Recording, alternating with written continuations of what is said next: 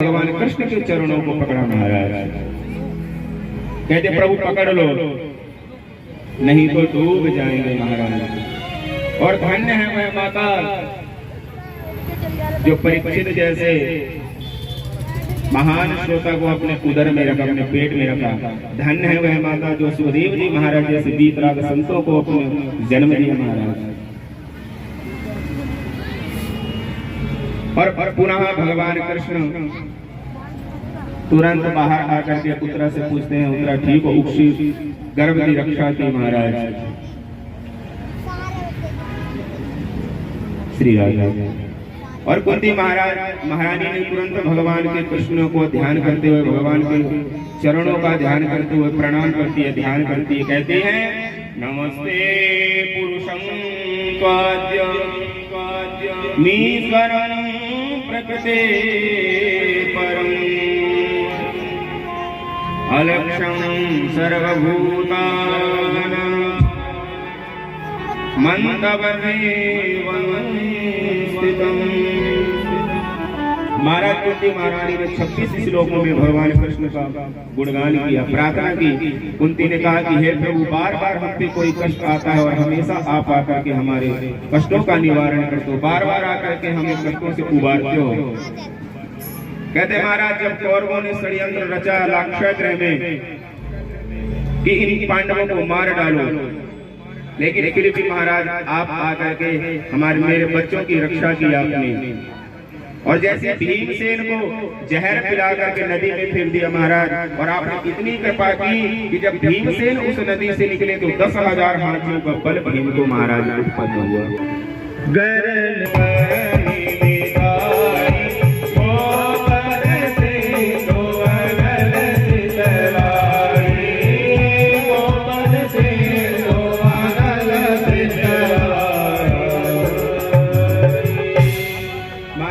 कहते हैं कि जिसके, लेकिन कुंती महाराज ने दुख क्यों मांगा?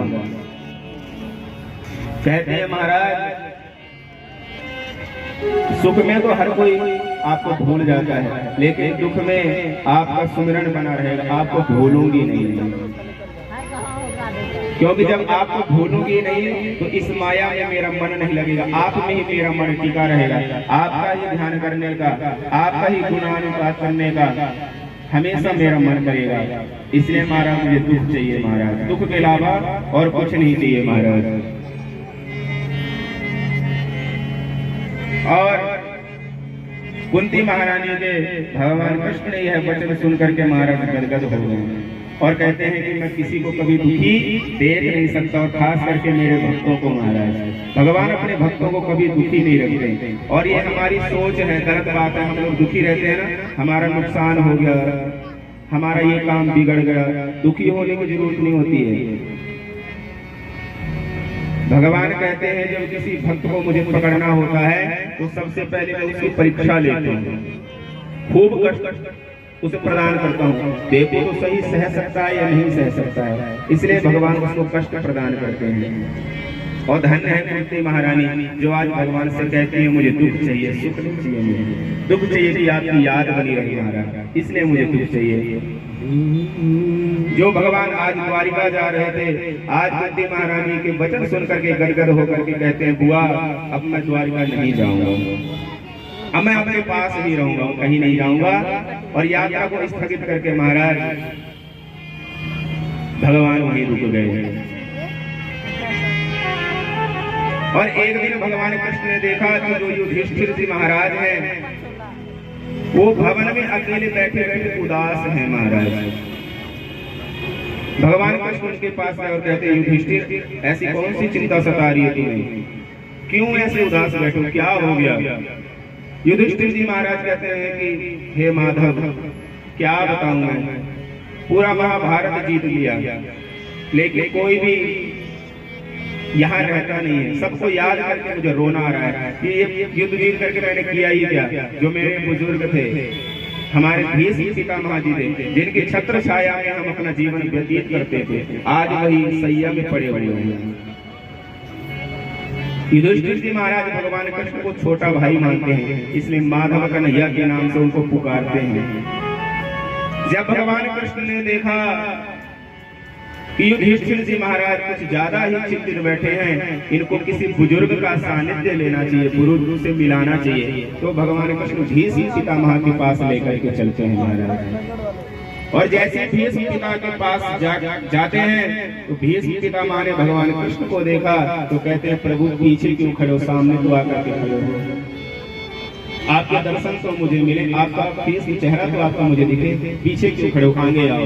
मेरा गला भी खराब है ना तो। और जैसे भगवान सामने आकर के खड़े हुए, भीष्म पितामह मुस्कुरा रहे हैं, हंस रहे हैं भगवान कृष्ण को देख करके।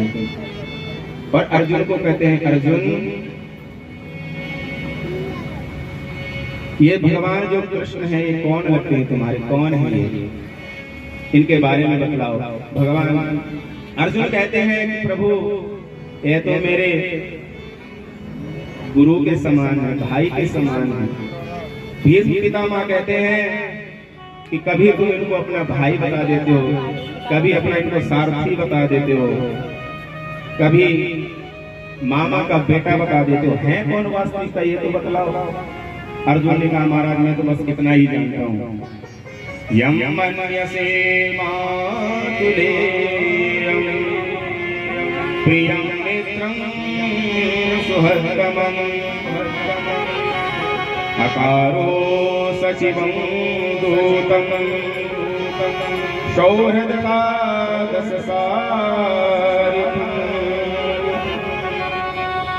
और महाराज अपना मित्र बता करके, अपना सारथी बतला करके संबोधित करते हैं भगवान कृष्ण को। भीष्म पितामह कहते हैं, कभी दूत बना लेते हो, कभी भाई बना देते हो, कभी सखा बना लेते हो। धन्य है भगवान की लीला, जो भगवान को जिस रूप में देखता है भगवान उसी रूप में उसे पकड़ने के लिए आ जाते हैं महाराज। लकी जिन लाल की मुस्कान तीनही बिसरे वेद विद सब योग संयम ज्ञान,